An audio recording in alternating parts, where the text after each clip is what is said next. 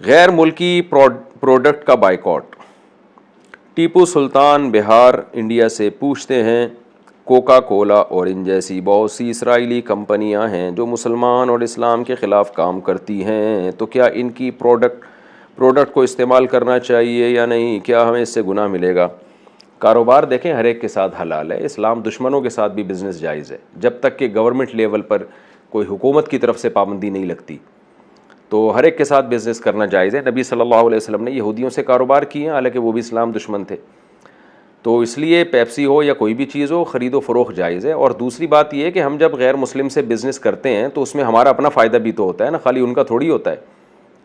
वो अलग बात है कि पेप्सी पीने में तो आपका कोई फ़ायदा नहीं है, तो वो तो मुसलमान से भी पेप्सी ख़रीद के पियेंगे या मुसलमान कंपनी की कोल्ड ड्रिंक पियेंगे, तो वो वैसे ही फ़ायदा नहीं है। तो पेप्सी का बाइकआउट करना है तो इस बेस पे करें कि वो एसिडिटी मैदे में बढ़ा देती है, बल्कि हर कोल्ड ड्रिंक ही बढ़ाती है।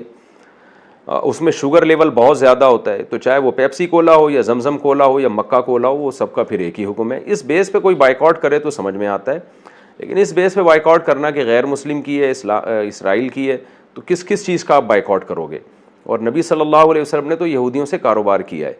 तो मुफीद चीज़ अगर है आपकी सेहत के लिए, तो आप जब गैर मुस्लिम या इस्लाम दुश्मन से बिज़नेस करते हैं तो आपका भी तो फ़ायदा होता है ना, उसमें सिर्फ उनका थोड़ी होता है।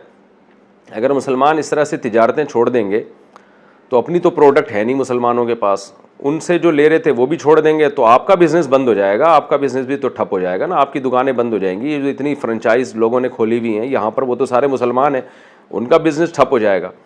तो इसलिए पेप्सी हो या कोका कोला हो या कोई भी हो, जमजम कोला या मक्का कोला, पहले आया करती थी जमजम मक्का कोला, अब नहीं आ रही, तो कोई भी इस टाइप का कोला हो तो वो कोल्ड ड्रिंक होने की बेस पे आप उसको छोड़ें। शुगर लेवल उसमें बहुत ज़्यादा है, इस बेस पे कि सेहत के लिए नुकसानदेह है, चाहे मुसलमान बना रहा है या गैर मुस्लिम।